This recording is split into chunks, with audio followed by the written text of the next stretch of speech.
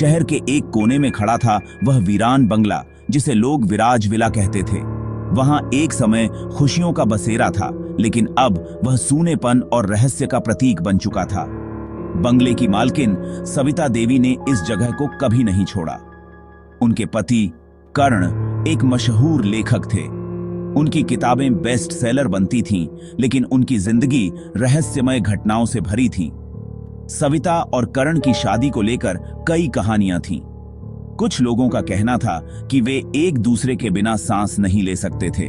वहीं कुछ का मानना था कि उनके रिश्ते में कुछ अनकही बातें थीं जो कभी सामने नहीं आईं। सविता और कर्ण की मुलाकात एक किताबों की दुकान में हुई थी। सविता को क्लासिकल लिटरेचर पढ़ने का शौक था, जबकि कर्ण आधुनिक कहानियों के दीवाने थे। पहली मुलाकात में ही कर्ण ने कहा था, आपकी आंखों में कहानियां हैं, मैं उन्हें पढ़ना चाहता हूं। दादा थे। सविता मुस्कुराई, लेकिन उन्हें अंदाजा नहीं था कि यह लेखक उनकी जिंदगी बदल देगा। जल्दी ही उनकी दोस्ती प्यार में बदल गई और उन्होंने शादी कर ली। शादी के बाद कर्ण ने सविता को अपनी हर किताब की पहली पाठक बनाया। वह कहते, तुम मेरी प्रेरणा हो सविता, तुम्हारे बिना मेरी कहानियां अधूरी हैं। लेकिन उनके जीवन में एक रात सब बदल गया। कर्ण ने अपनी नई किताब का एक अध्याय सविता को सुनाया और कहा, इस कहानी का अंत तुम्हें खुद खोजना होगा सविता। उस रात के बाद कर्ण अचानक गायब हो गए। सविता ने उनकी तलाश में न जाने कितने दरवाजे खटखटाए, लेकिन उन्हें कुछ नहीं मिला। बंगले में केवल उनकी अधूरी कहानियां और एक डायरी बची थी। 15 साल बीत चुके थे। सविता ने कभी बंगला नहीं छोड़ा। लोग कहते थे कि वह पागल हो गई हैं, लेकिन सविता हर रात कर्ण की कहानियां पढ़ती और उनकी वापसी का इंतजार करती। एक दिन पत्रकार राघव इस रहस्यमय बंगले की कहानी जानने के लिए आया। उसने सविता से पूछा, आपको यकीन है कि आपके पति लौटेंगे? सविता ने शांत स्वर में जवाब दिया, प्रेम तब तक जीवित रहता है जब तक विश्वास जिंदा है। राघव को सविता की बातों पर यकीन नहीं हुआ। उसने बंगले में छानबीन करने की अनुमति मांगी। बंगले के एक कमरे में राघव को कर्ण की डायरी मिली। उसमें एक पन्ना अलग से रखा था, जिस पर लिखा था, सविता, मैंने तुम्हें छोड़कर नहीं गया। मैं आज भी तुम्हारे पास हूं, लेकिन मेरा सच तुम्हें तोड़ सकता था।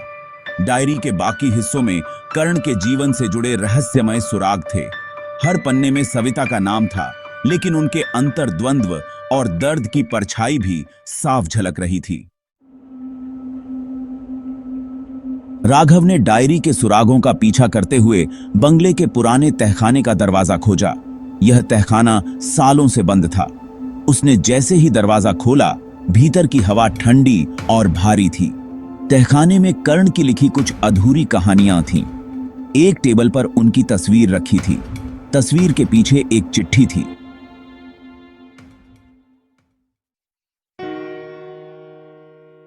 सविता, जब तुम यह पढ़ोगी, मैं इस दुनिया में नहीं रहूंगा। मैंने तुम्हें इसलिए छोड़ा क्योंकि मेरी बीमारी का इलाज नहीं था। मैं तुम्हें तोड़ना नहीं चाहता था, लेकिन तुम्हारा प्रेम ही मुझे ताकत देता रहा। राघव ने सविता को यह सब दिखाया। सविता ने चिट्ठी को पढ़ते ही कहा, मैं जानती थी कि कर्ण ने मुझे नहीं छोड़ा। वह मेरा प्रेम था, है और रहेगा। वह मेरी हर सांस में है। राघव ने सोचा कि क्या सविता को अब इस प्रेम की कैद से आजाद होना चाहिए, लेकिन सविता ने कहा, जी हां, प्रेम कभी खत्म नहीं होता। यह अनंत है। कर्ण की कहानियां अधूरी नहीं हैं, क्योंकि मैं उन्हें अपने दिल में पूरा करती हूं। विराज विला का रहस्य अब सुलझ चुका था, लेकिन सविता के प्रेम की गहराई कर्ण की यादों में आज भी जीवित थी। यह प्रेम जो किसी अंत का मोहताज नहीं था। क्या सविता की तरह हर प्रेम इतना अमर हो सकता है, या कुछ कहानियां अधूरी रहकर ही खास बनती हैं?